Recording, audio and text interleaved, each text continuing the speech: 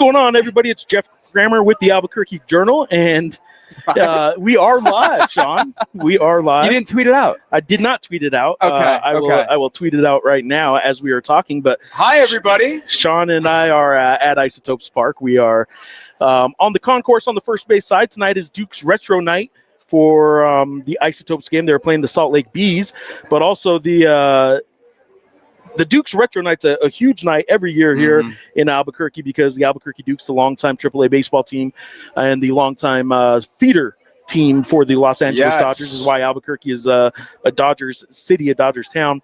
And now the Albuquerque Isotopes are here, have been since 2003, and are the AAA affiliate of the Colorado Rockies. We are here tonight for not only the Duke's Retro Night, but it is also the Hall of Fame induction ceremony for the Albuquerque Professional Baseball Hall of Fame. And tonight, Lorenzo Bundy, former Isotopes manager, one of the more successful managers in the franchise's history, is getting inducted. And we also have getting inducted Branch Rickey III. He is the former PCL president who played a big part in getting the Isotopes to Albuquerque after the Dukes left town in 2000, and in 2003 the Isotopes started. So those two will be inducted in a pregame ceremony. First pitch is scheduled for 6:35. It won't be till 6:45. I can kind of tell you now, but they don't like advertising that. They want you here by 6:35. So that's the setup for the game. The setup for us is Sean and I are going to talk sports. Whatever kind of questions you guys may have, we will answer and comment on all that. But we'll also update you on what we can with UNM Lobo Sports. Sean, how's it going? Good, man. It's been a while. Has been a while. We haven't talked since our last live show. We have not spoken since. Right? Yeah, we have not talked once. We certainly did not talk for like 4 hours yesterday in the office. And we should have been writing stories. And I can tell you what we talked about for 4 hours was a good solid hour of work. And a good 3 hours of talking Sean's eating habits. Did we get a solid hour of work in? Talking work? Let's call it solid. Okay. A lot of Sean's eating habits. Yes. A lot of Sean's weird eating habits. A lot of Grammer's weird eating habits. I finally have something on this guy. Okay, so let's start with we will get to what the Journal is doing here. We should explain this, yes. Should we explain this first? We should explain this. So the Journal's initiative, we are here for a reason, right? The Albuquerque Journal didn't just show up tonight. The Albuquerque Journal does have a kind of year-long ongoing sort of celebration, if you will. It's a centennial of the Albuquerque Journal, 100 years of the Lang family owning the Albuquerque Journal and still own it. Looking right now at Pepper Lang and the Lang family, New Mexico family, locally owned newspaper, locally owned for 100 years now, and it is a celebration year for the Journal. A lot of coverage in the paper commemorating the 100 years of the Journal. A lot of Sunday editions that have some special coverage, but we also have an initiative going out, this In the Community initiative, and In the Community is sort of, it's as obvious as can be. We are trying to remind you that we are not just in this community, literally as a newspaper in this community. We are part of this community as well. Not just a newspaper. Not just a newspaper. In fact, we haven't been just a newspaper for quite some time. We will be joined, I am being told, by a guest tonight. He is on his way this way. I'm responding to a text message right now about it. But yes, we are in the community. We are doing podcasts. We're doing video. Live shows just like this. As you may have saw on election night, multiple election nights over the past year, we had live shows from the newsroom.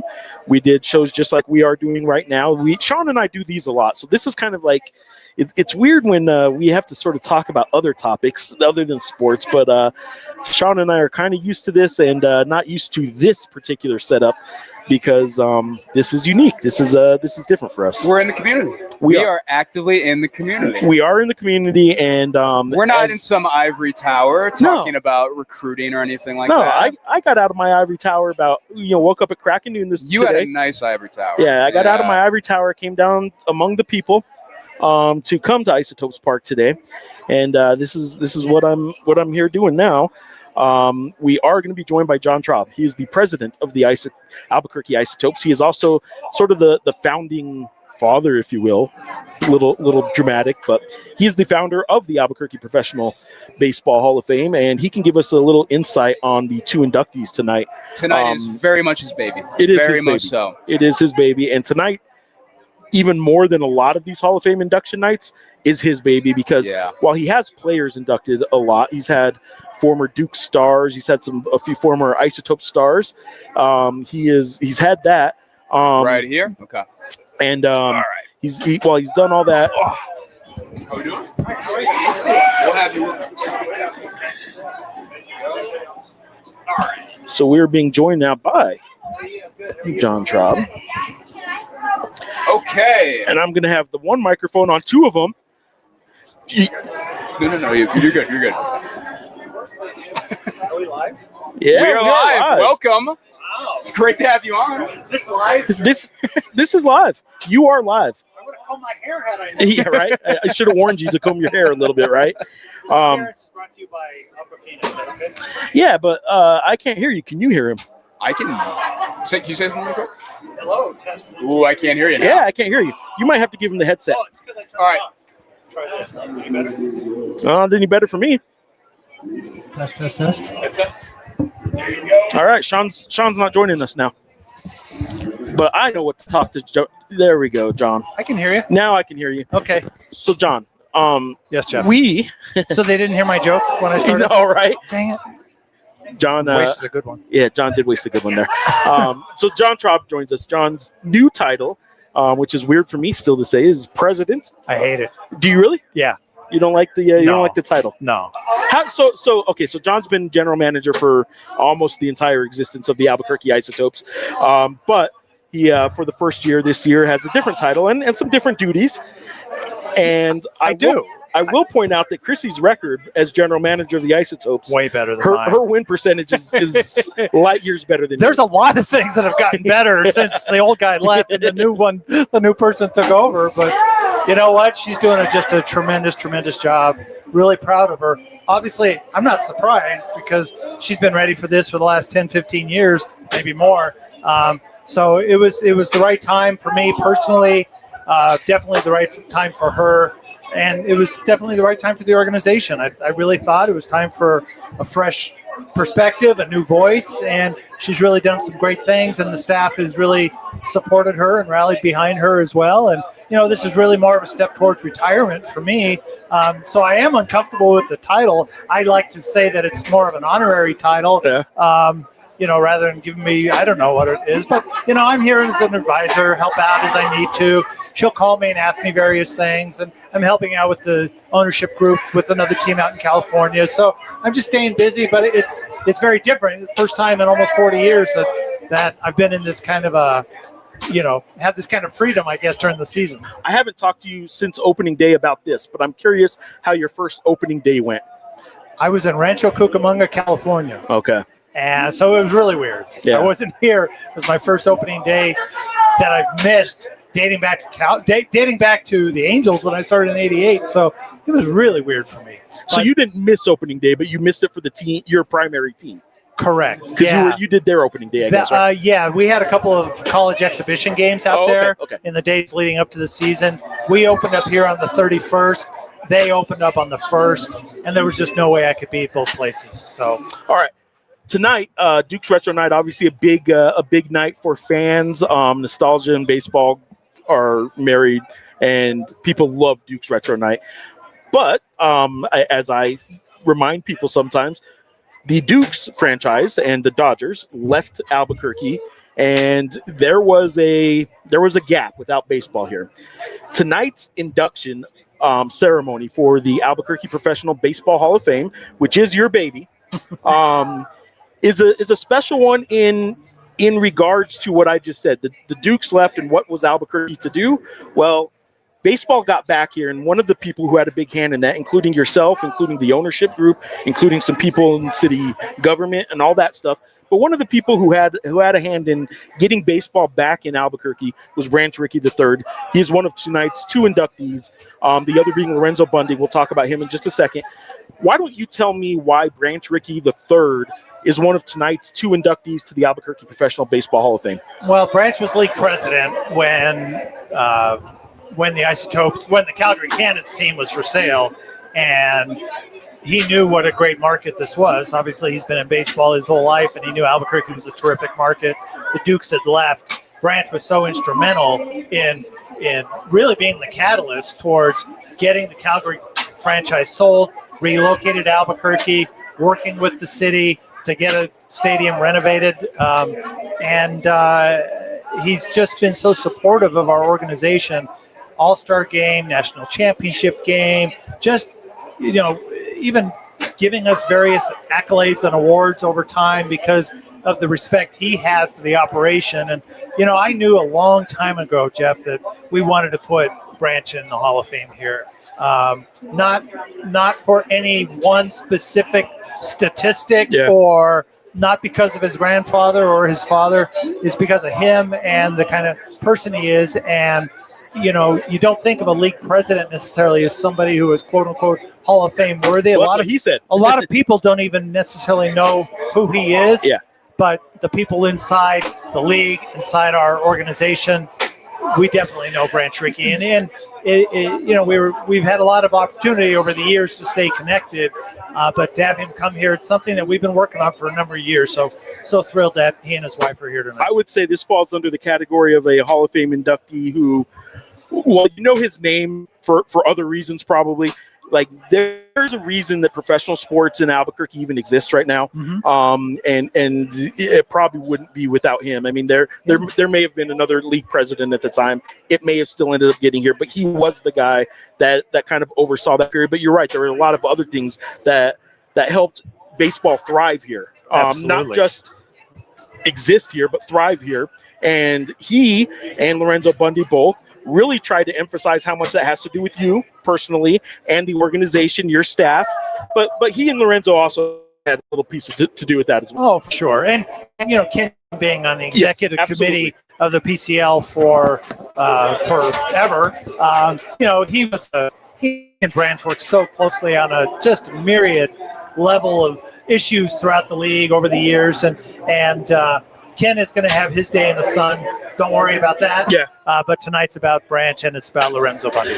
Lorenzo and Branch have a unique tie. Yeah. They were actually in, 82, I think it was.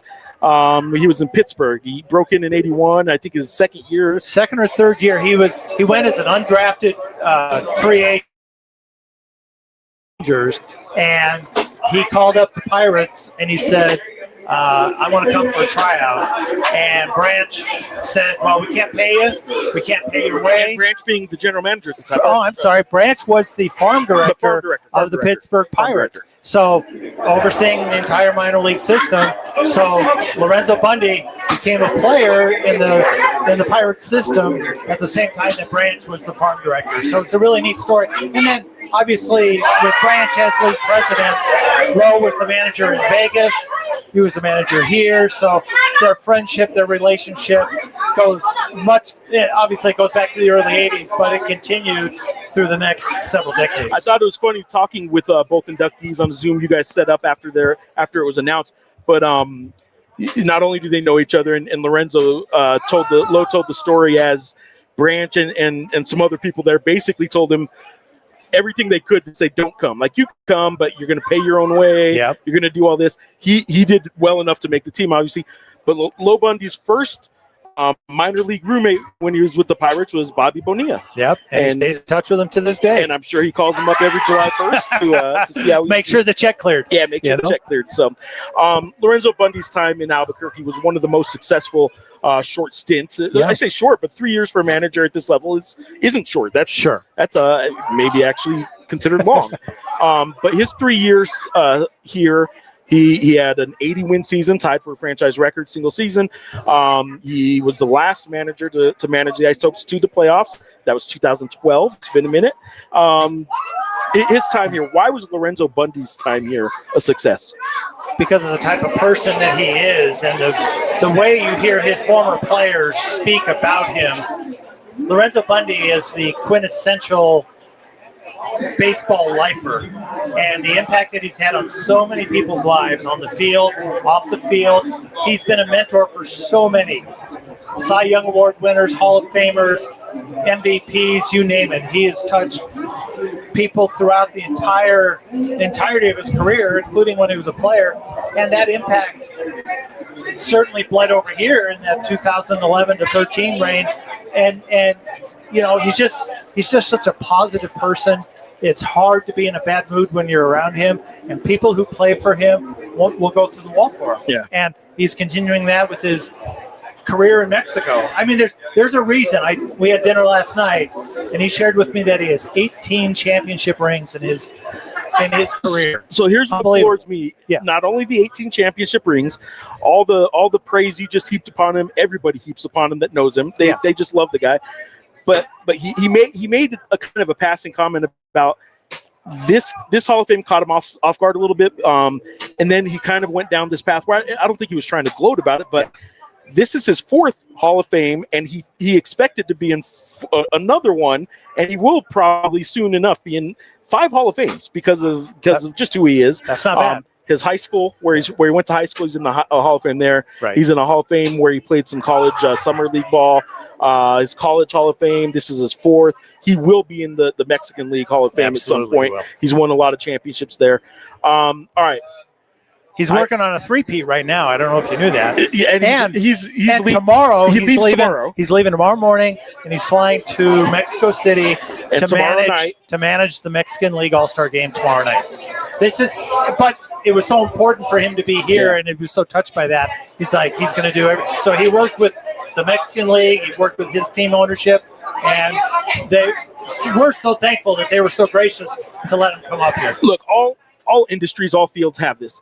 But like baseball lifers, like there's a lifer in every walk of life. But like baseball lifers they're a unique kind of people, and we're a little touched in the head. He's one. Yeah, he certainly fits the baseball lifer where he could tell stories forever. And on that Zoom we did. In fact, him and Branch, I will say this: those were both 35-minute Zooms that could have been, like in years past for the Hall of Fame inductees, they were 5 to 10-minute Zooms. Yes. And both of these guys individually went 35 minutes. I'm telling you, I'm really worried. We already pushed the start time tonight to 6:45. Once Branch gets that microphone, I know. We might be going 7:15. So I know. We'll see what happens. But I do need to run. Yeah, I need so to you get got upstairs. other stuff to Yes, real sir. quick question. Yeah. Taco has been not only behind Salsa Jar all last year when you were still running the show here, and now this year with the league, with the title of president, he's still behind, and you haven't fixed it. And look, all well and good. It's a celebratory night. I'm not going to rain on the parade too much, but what's going on, John? Well, it's just something else you can blame on me. Yes, it's something else that's my fault. I'm sure you, but. I'm surprised he's not winning with Chrissy as the GM. You would think that, think you got some pull around here. We'll see. People still love the Chicago Cubs. They didn't win the World Series for 106 years, right? So you got to have a lovable loser. It could be. Maybe Taco's it. Could be. John, thank you for being here so much. Thanks, Geoff. Thanks, Sean. Good to see you. Appreciate it, John. Yeah, you guys. All right, so see you later. There you go. There's John Traub. The ceremony is starting at 6:10 tonight. Is when the Hall of Fame in ceremonies at 6:10ish. Down on the field. And now we are back with Sean. John Traub said he did not like the title of president. Felt a little weird. Yeah. Different title. He's not an old ball coach. No. But he is an old baseball guy. All right, so lovingly. So this is what's funny about John. Is he's had the title of general manager and like vice president or something like that, but general manager of the Isotopes, and he's run the show here for almost for more than 2 decades. And this year, he no longer runs the day-to-day operations. That is now Chrissy doing that, and she's the general manager. And he gets the title president, and actually kind of the title of president is a step back in the way things operate at a AAA franchise. So it is kind of funny. But John Traub, for those who don't know. He's not retired. I mean, he's out in Rancho Cucamonga. He's helping that franchise. That's a single A or? I believe they're the double low A? No, they're at single A. Because double A is you got Fresno, then you go up to double A would be the Hartford Yard Goats. Is the double A. So they're low A. Yeah. Whatever. Yeah. John's not retired though. No, he's he's still absolutely working. So old baseball guy can't get out of the game. Sean, while we have some ears on, and Richie, by the way, so you were off, but Richie gave us the customary... Richie, I don't have a screen, so I didn't see. I would have screamed Richie like I normally do. He gave us the customary "my boys," and you'll never guess where I am. Good to have that back. And you'll never guess where I am right now. He's here? No, he's at work. Richie! That's how long it's been. Richie, we got to get that work schedule fixed, man. We got to get that. So we did kind of surprise people with this one a little bit. So, all right, Sean, while we have a couple ears and eyes. We got some questions? No, but I'm going to ask you a question. What's up, man? What can you tell us about football? Like, what do we need to know? You've written a couple things recently. Yeah. What kind of updates, if you had a handful of bullet point summer updates for Lobo football fans as we near, the start of the season, and when does football really get going in college football? Yeah, football, for the way that I kind of look at it, at least for couldn't hear for a second. At least the way that I kind of look at it here is that media days, which is going to be the 15th and the 16th in Las Vegas, that to me is kind of the start of football season. The way that I kind of look at it. So June has been slower. There have been some interesting developments. So I think it's been a good recruiting month for them in particular. Really, May and June. I think that class 2027 is up to about 16 commits, at least by my count at this point, 16 known commits. They've been pouring in over the last couple weeks. Not a whole lot of, if we're going by like 247 or whatever, not a whole lot of like 3-star guys or anything like that. I think only 4. 3 stars that they got, DJ Clan, like the Mater Dei linebacker. I think he's a pretty interesting guy to get in the mix there. And the 5-for-5 rule, that going through, I know you would have some updates on that too. I don't know if do we want to explain it all the way through? Yeah, so the 5-for-5 is essentially players now starting 2 days ago. No, 3 days ago, 4 days Wednesday ago. Was when it was Tuesday, formally approved? Yeah. So as of this past week, NCAA athletes now have 5 years to play 5 seasons. Used to be 4 and 5 with waivers and medical red shirts and all that. Now, if you get hurt, sorry, but that's one of your years. So red shirting doesn't really exist anymore. If you get healthy in time to play just one game, they used to kind of just hold you out because you didn't want to burn a whole season of eligibility, but now you can do that. In the basketball world, I do think there's some certain profiles that this fits that I'll probably write about. We should add too. I mean, it's the age limit too. Yes. Yeah. So there is an age limit, because of course, like it's been a much consternation, of course, with European pros coming over, Australian punters in football and stuff like that. In basketball, Tomasov Bouillon last year. Not a lot of consternation for Lobo fans, but no, I mean, basically, I believe it starts at your enrollment when you enroll before your 19th birthday. Yeah. And then if you're enrolling after your 19th birthday, it's whenever you enroll then, correct? So I think because it's been a little oversimplified sometimes about people have explained it. Whatever is earlier. Yes. It is the academic year after your 19th birthday. Yeah. Or whenever you enroll. Yeah. So if you enroll when you're 17, you still just get 5 years. Exactly. If you wait to enroll till you're 20, well, your clock started in the academic year after your 19th birthday. So what does that mean? I can tell you for basketball, what that means is a guy like Donovan Dent, he's the class of 2022.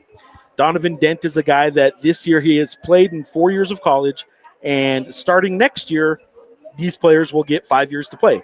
Donovan Dent this year does not get that because they did not grandfather in the existing class of 2022, so he couldn't play. Guys like Brett Carhu, who kind of in that similar mold. I mean, and I think Carhu even tweeted this last week that he would be interested in maybe filing a lawsuit. Well, there's already 50 or so people that have filed suit, including a good old friend, Philippe Borovicinen. Flip, yeah. Yep. So Flip's going to be part of the lawsuit to try and get an extra year of eligibility. But what this also affects in terms of basketball is my guy, Brandon Mason Jr. He's a local prep school star, top 100 recruit, a good friend of mine's son.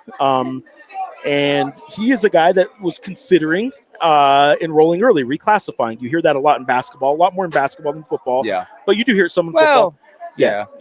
You hear about kids reclassifying and enrolling early because they don't think in terms of playing for 5 years. But even if they do, sometimes they can afford to sort of not get a lot of playing time that first year while they're developing. A couple years ago, JT Rock, he did it at Iowa State, where he didn't get a lot of playing time, but he enrolled a year early, knowing he's going to redshirt, and then still up his playing time after that. And then kind of by his third year would really be ready to go. And his third year, he'd still have 3 to play. So you can't really do that anymore. Now you get 5 years to play, so it doesn't really help you to plan to redshirt. So you're not going to reclassify and go in early anymore. I don't think that'll happen as often. The one thing I don't think like the on-court product of like basketball changes as much because like JT Rock, like even in that situation, like these days with these rules, it wasn't going to play. The one thing I think is interesting for football, and Eck and I talked a little bit because I did a story, talked to Jason Eck, go read on abqjournal.com. the one thing I think is interesting, though, is that for so long, special teams coordinators have had to play a little bit of a numbers game of, okay, who can I have on punt return this week out of, like, some of the younger guys and all that without burning red shirts and doing all that. That doesn't matter anymore. Right. And I think it gives freshmen a greater opportunity to kind of carve out more of a role for themselves. And, and Eck was pretty blunt, too. He said every single year he's been a head coach, there's always been sometimes more of a situation than not, sometimes less of a situation, but at least some form of the situation where there is a player saying, I don't know if I want to, I want a red shirt this season. I want to preserve my red shirt.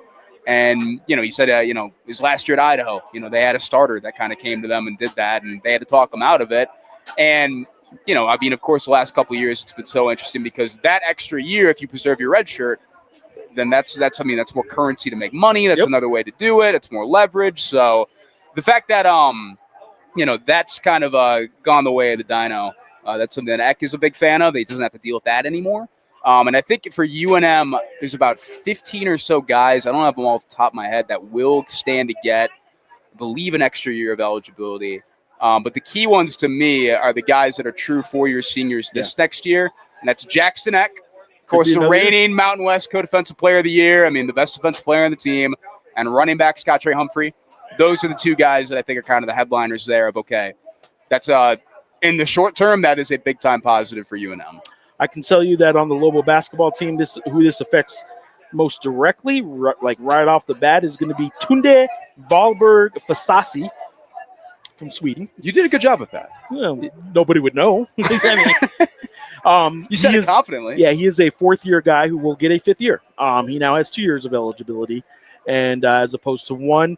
The profile of the player that this affects most that I think Lobo basketball fans need to know about is last year, Tomislav Bullion came over as a 23-year-old former pro from Europe, but never started his college clock. Had he been given his full 4 years of eligibility, I'm not sure what he yelled, but he made eye contact with me as he did it. I don't know. Anyway, the European pro coming over in his early 20s doesn't now have 4 years to play. Yes. They are on the same 19-year-old clock. Once you're 19, you get 5 years. So basically, there aren't going to be many people that once you get to that 24, 25 age, depending on where your birthday fell in the calendar year, you could get to the age of 25 and still be playing your final year. But you're not going to see players beyond the age of 25 very often. Daniel Hughes would not have played under these rules. Yeah. BYU, if you go on a religious mission, maternity leave, military service. Yeah. I think those are the only three. I believe so. Yeah, I believe so. So there will be, of course, will be lawsuits. Yes, there will be. That's going to happen. But that's not a new or surprising development whatsoever. But I don't know. I think overall it is a good change. But I view it from more of a football lens than anything else. Is there any chance? This is Richie. You're going to love this because it has to do with what we talk about at work all the time. Oh, no. Is there any chance there is a food menu update for the Lobo football games that includes some breakfast burritos? Oh, it's interesting that you say burrito. Very interesting you say burrito, Richie. That'll be a good July story. We will look into that. We'll ask at some point. Richie, we had a lot of burrito talk yesterday. I'm with you 100% that breakfast burritos at a game, and I mentioned this once last year to somebody. Was it Fern or was it Ryan? I can't even remember. We talked about it with Fern, I think. Yeah, and he's like, but a lot of our games are in the afternoon and evening. People eat them regardless. Breakfast burritos, people will eat here like crazy. So I think breakfast burritos at Lobo football games would be tremendous. It's something that they should have here at Isotopes Park as well. And I will really quickly give you guys a Grammar Vision view. Gamma Vision. What? This is I love the floating. You are people. looking live. We got the booth. We got some cornhole going here. We got some cornhole. There's there's Pepper Lang. It'd be nice. He's the owner. He's a Lang. So I just love the floating camera. Yes. Oh. Wow. Been too long, man. Been too long. Tonight, the game itself, you don't go to a AAA game to care much about the game itself, but I will tell you this. Speak for yourself. I'm going to be in the stand. The second half of the season is underway. We're 4 games in. It is 2 games, 2-2 are the Topes right now. In the first half, they finished 4th. 2-2 are the Topes. 5th. Yeah. Oh, Move. yeah. We never secured the. We never did end up securing that, did we? Don't think we did. There are locks on the wheels. Should I go lock him right now? Sean could save the day and lock him. Could There lock are some him. locks on the wheels. I think they got him. I think they got him. All right.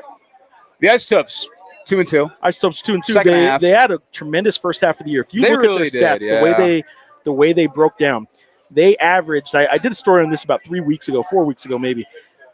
They had a winning record about 9 games above 500, and they averaged 1 transaction per game played.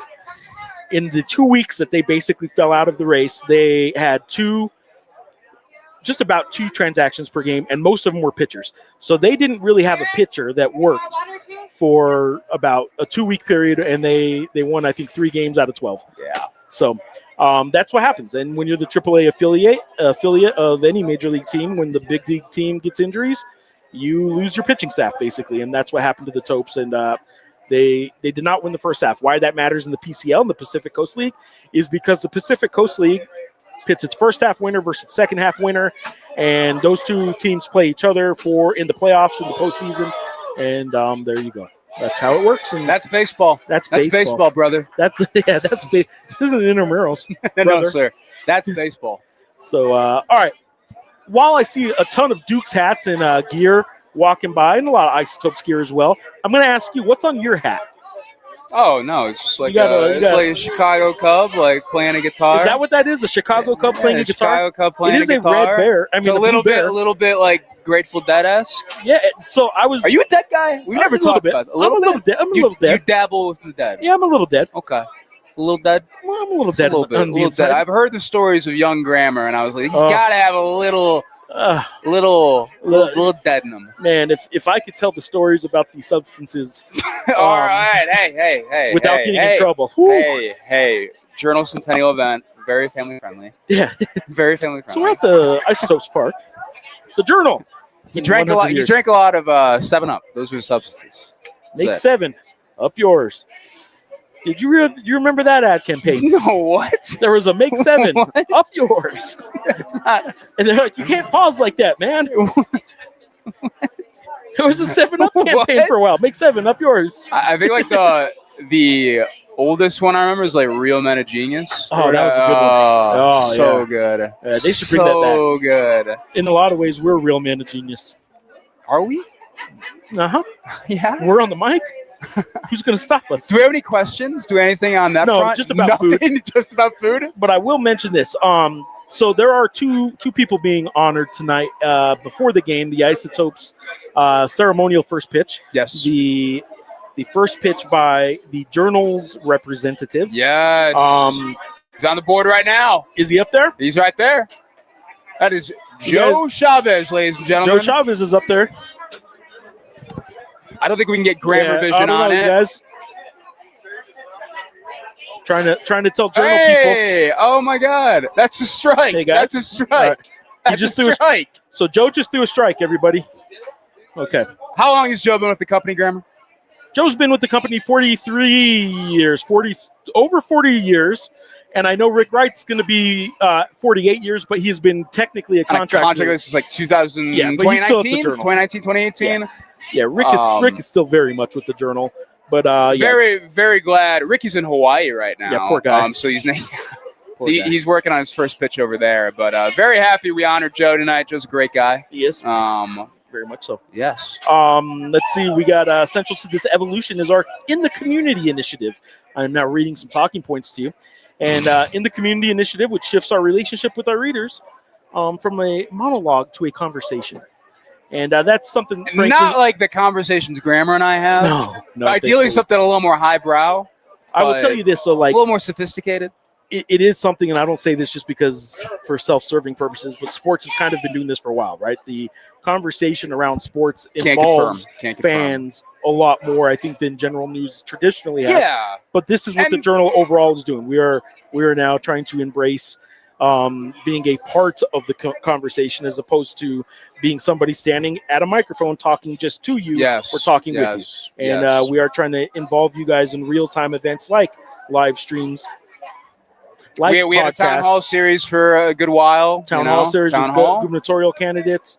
We will continue to be doing this. We will be doing a lot of podcasting. I can tell you, I'm going to be doing a lot of podcasting this year. I know Sean's podcast will We'll be probably coming pick up back in in August, July. August. Yeah. Well, July's next week already. Well, not early July. Not early July. I'll be off, but This guy and his vacations. this guy Every other week, this guy's got a vacation. He's going to Long Beach. I gotta go to vacation. Indiana. Did you know there was a Long Beach, Indiana? I learned That was a good pause yesterday. You guys, you were really thrown for a It loop. was kind of like Mix 7, up yours. Nice. All right. Nice, man. Should we update the viewers right now who are regular audience members for this particular show, you and I, when we plan on getting some shows back on a regular basis. So we've had a lot of stuff going on in terms of scheduling, so it just hasn't worked in some ways, but we'll get it going in July. And I would say that we will be a weekly show starting by August. But maybe in July, but definitely by August. We will have shows in July. I just don't know that it's going to be weekly yet. We will probably fall back into a Tuesday afternoon mold because that fits best with the weekly updates for football. Yep. I can tell you I will be doing a much more regular Talking Grammar podcast. I can tell you that we will be getting guests on the weekly show a whole lot more. And all that kind of stuff is amping up a little bit. Sports has sort of been leading the way on the podcasts, and we'll continue to do so for now. We'll have more at the Journal, but I know Sean and I, and certainly James Yotis will be picking up his prep podcast. Talk about a guy on vacation. James Yotis. Whew, that guy. Because he works so hard from high school football to prep track season and baseball season that's not sarcasm like either. No. James Jones. He goes at it so hard for like about 10 months of the year that he has insane. 2 months to get his month of vacation in. And he basically takes the month of June off every year. Yeah. And takes a little trip, goes somewhere, watches a little baseball. And James Yotis is the type that on his vacation will call from the baseball stadium he is at. I think he was in Arlington last week. And I had a phone conversation with him in the Astrodome. Not the Astrodome, whatever, Minute Maid or whatever. Yeah. At the Juice Box. The Juice Box. Okay, cool. Richie's got one more for us. Richie!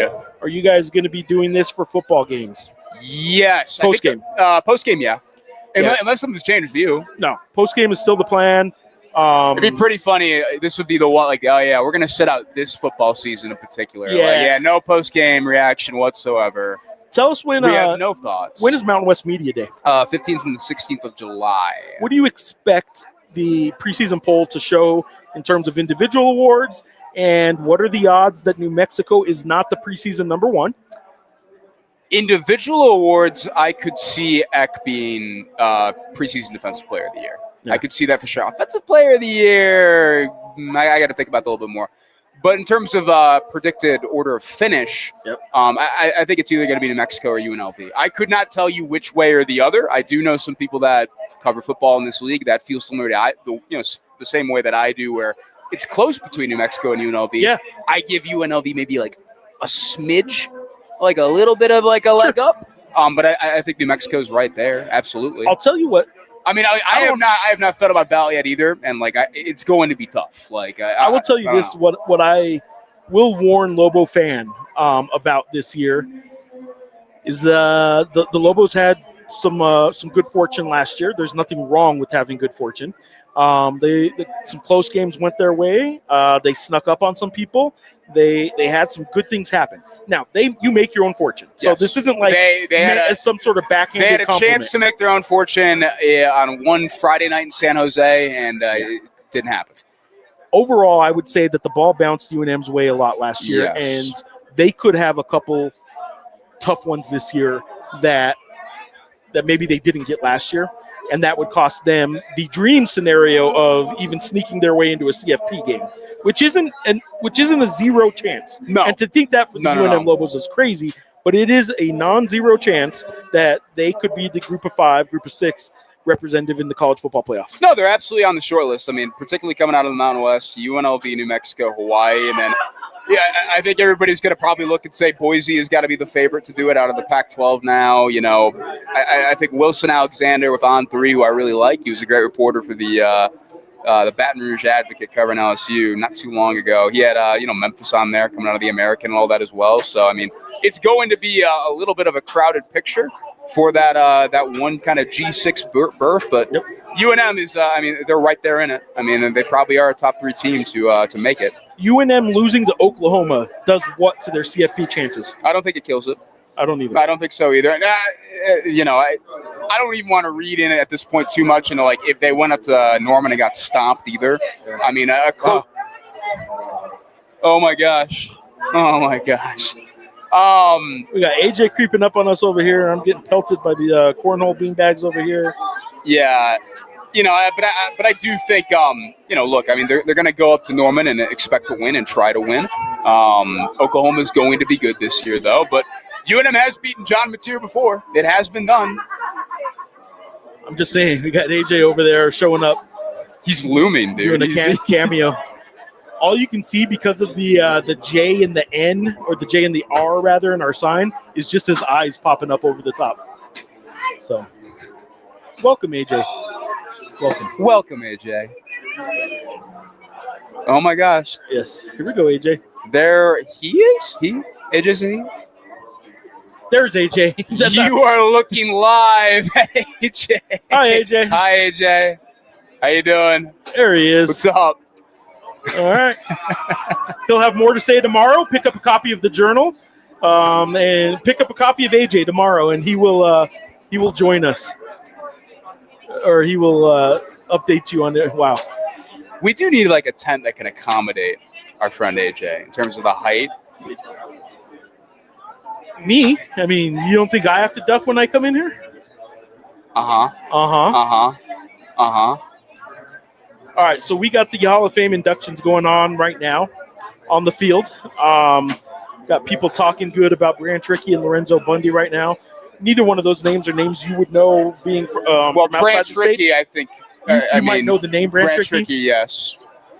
Familiar with his grandfather. Yeah, Branch Rickey did talk about that in our conversation when he was inducted, and he just said like it wasn't for a lot of his growing up the blessing you might think it was. It was still a difficult time. There were a lot of people that didn't like Branch Rickey's stance and his grandfather's stance and his father's stance, and he said through the years, he said society has gotten to the point where being a Branch Rickey is by far a blessing, just the name itself. He's always thought it to be a blessing, but it wasn't always the easiest. And I thought that was kind of interesting because I just thought, wow, Branch Rickey, you guys, look, I'm a guy that's carried or covered a Richard Pitino, right? And everyone says he gets everything because of his name. I thought that maybe Branch Rickey would have had some of that. Oh, you get everything because of your name. Well, no, he had some hard times because of his name. Yeah. And he is a baseball lifer, though. He loves baseball and he loves minor league baseball, which is an interesting little niche to carve yourself into. No, yeah, I mean, and that's a big part of why the original Branch Rickey was so darn successful. The guy legit, I mean, he had an eye for like we're going to build and have farm systems. He invented the farm system basically. So. And Branch was asked last week when we spoke to him about the consolidation of about 60 minor league teams down to like 40, or 6 down to 4 rather. All around baseball, all the pro teams used to have 6 minor league teams, now they have 4. He was asked, well, what do you think about that? That makes the minor league product a little better. More talent on fewer teams means the rosters are better. But what his point is we were out in 40 more cities. Yeah. And we were growing the game in 40 more cities before we consolidated. And to him, it's about getting these teams in cities, in smaller towns too, and growing the game that way. So he wasn't a fan of it. So, anyway, there you go. Big baseball fan, Sean? I like baseball. I know you'll be shocked. How the Twins doing this year? Yeah, don't talk to me. But I will ask you this. You will be shocked to hear that Sean is a fan of the Detroit Tigers. Uh-huh. That's it. Uh-huh. You're a Michigan guy. Tigers, yeah. I have allegiances. Yeah, that's all. Uh-huh. There's nothing to it. Sometimes we talked about this in the office yesterday. Sometimes you like say something and it feels like a buildup, like it's going to go a different direction. And it's just a completely normal thing. One of the things we talked about yesterday was Miss Todd used to give away is Mrs. Todd. Miss Todd, yes. Miss Todd. Cheez-Its. She was your favorite stop for the Halloween houses when you were a kid because she gave away Cheez-Its. Yeah.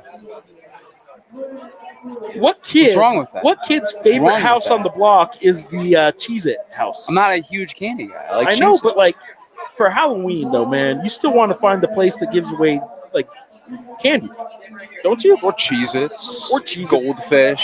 I'm fine with Cheez-Its. A can of Coke. I'm fine with that kind of stuff. I am. A can of Coke. I never once got a can of Coke. We had like some people that would give out soda.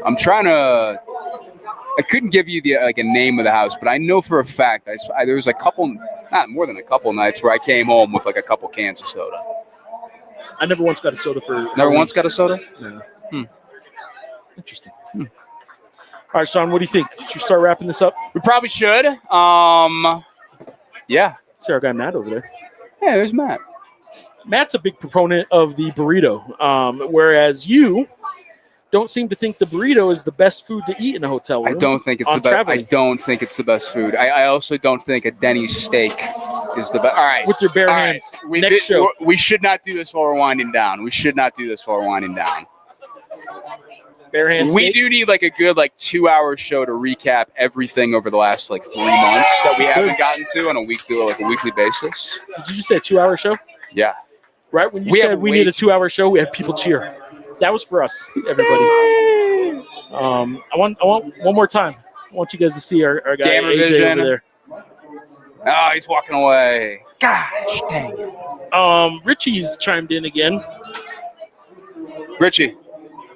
Denny's steak? Richie, and then he gives us a WTF. You would not believe what this guy Grammer does on the road. You would not believe what this guy eats on the road. And he's telling me it is unbelievable. Stick to the Grand Slamwich or the Slam Burger. You are talking to Grand Slam Grammer. They do call me Jeff the Hammer Grammer, Jeff the Grand Slam Grammer. Like we are at the ballpark, the old ballpark, and the Hammer. I used to. What was I? The most powerful slap hitter of your generation or whatever. Yeah, that's right. And then what was the line about being like most hours slept? Yeah, I slept a lot or something. Yeah, I don't even know what that was about. Anyway, and neither does anybody else. But yes, Richie, Denny's steak. There is a story behind it. And we'll get to it on a future show. We will get to it.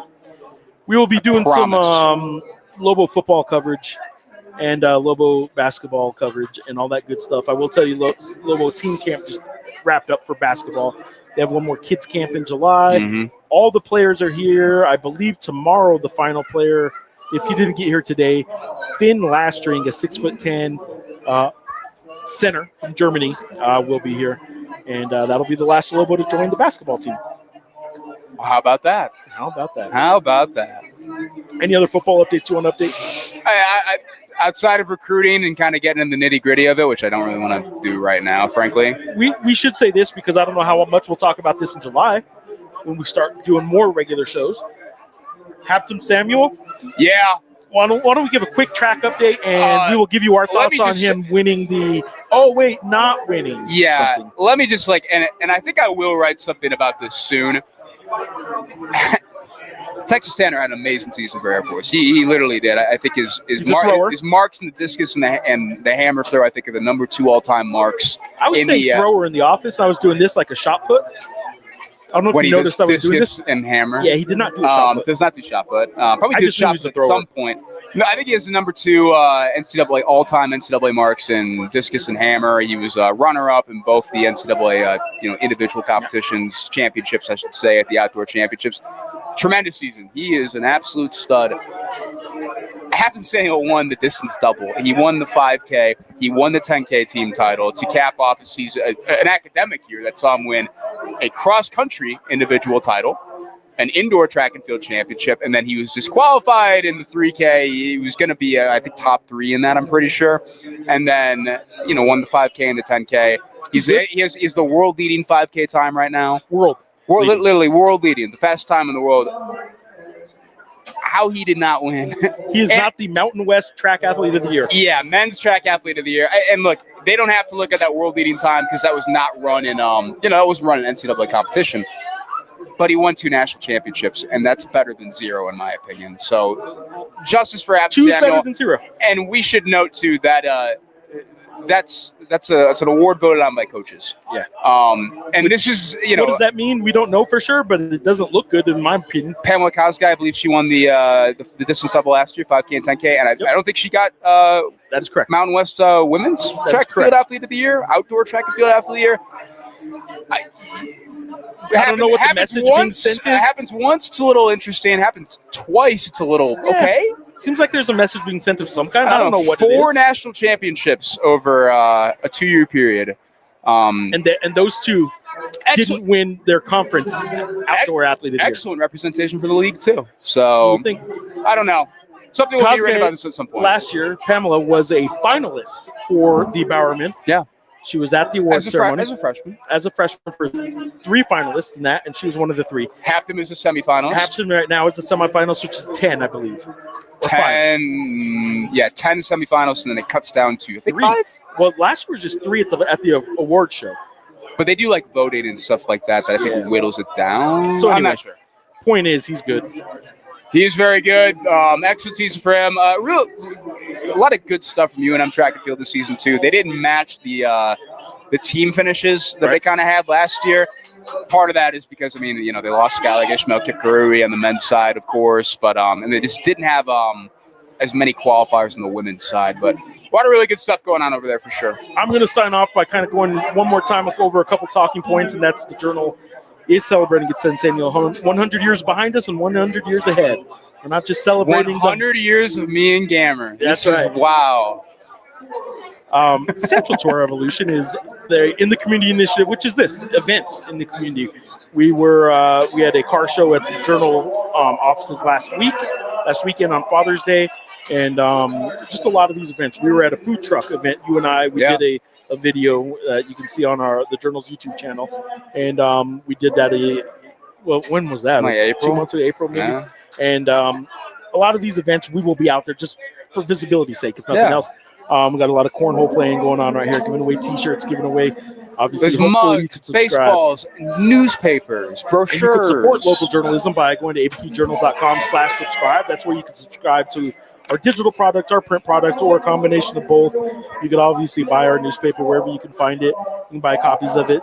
And I of course, mean this at all times, but while he's walking by, the Lang family and their ownership of the Journal is a tremendous asset to not only people who work at the Journal, but to this community. And the Journal's presence in New Mexico has been for 100 years locally owned, and that is important in journalism.